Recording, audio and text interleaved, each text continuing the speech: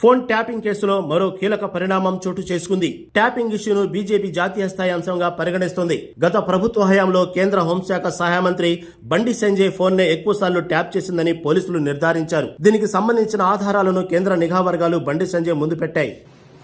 మొట్టమొదటి phone tapping విషయంలో phone tapping బయటపెట్టింది కూడా నేనే. అందరి నా ఫోన్లు, మా కుటుంబ సభ్యుల ఫోన్లు, మా సిబ్బంది ఫోన్లు, మా ఇంట్లో పనిచేసే వర్కర్ల ఫోన్లు, మా పార్టీ నాయకుల ఫోన్లు, మా పార్టీ కార్యకర్తల ఫోన్లు కూడా ఇలా కేసీఆర్ గారి ప్రభుత్వం ఇలా అన్ని కూడా ఫోన్ ట్యాప్ చేయబడ్డాయి.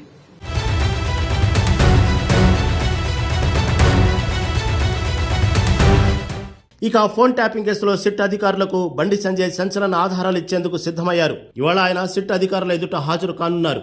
ఆయన కేంద్ర హోంశాఖ సహాయ మంత్రిగా ఉండటంతో తన ఫోన్ను ట్యాప్ చేసిన అంశంపై పూర్తి ఆధారాలను బయటకు తీసుకొచ్చారు.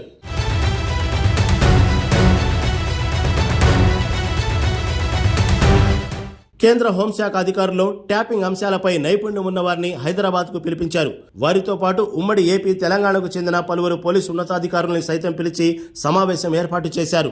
ఎస్ఐబి, సిట్టు, కౌంటర్ ఇంటెలిజెన్స్ విభాగాల్లో పనిచేసిన అధికారులతో తన ఫోన్ ట్యాప్ చేసిన అంశం చర్చించారు. కేసీఆర్ ప్రభుత్వం బండి సంజయ్ ఫోన్ ను అత్యధికంగా ట్యాప్ చేసినట్లు నిర్ధారించిన పోలీసులు కొన్ని ఆధారాలను సేకరించారు.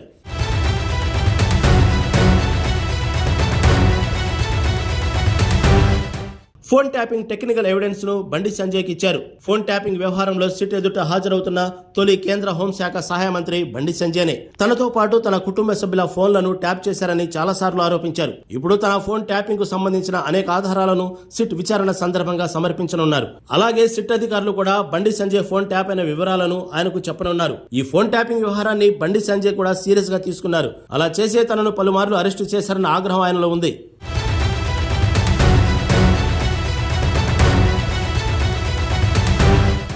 ఫోన్ ట్యాపింగ్ కేసులో గత నెల 24న విచారణకు హాజరు కావాలని బండి సంజయ్కు సిట్ అధికారులు నోటీసులు జారీ చేశారు.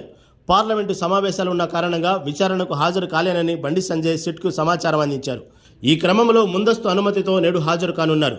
బండి సంజయ్తో పాటు ఆయన వ్యక్తిగత సిబ్బంది సైతం విచారణకు హాజరు కానున్నారు. వాళ్ల ఫోన్లు సైతం కేసీఆర్ ప్రభుత్వం ట్యాపింగ్ చేసిందని గుర్తించారు. ఇక ఈ అంశంపై రాజకీయ నాయకుల్లో ఉత్కంఠ మొదలైంది. మరి ఏమి జరుగుతుందో వేచి చూద్దాం.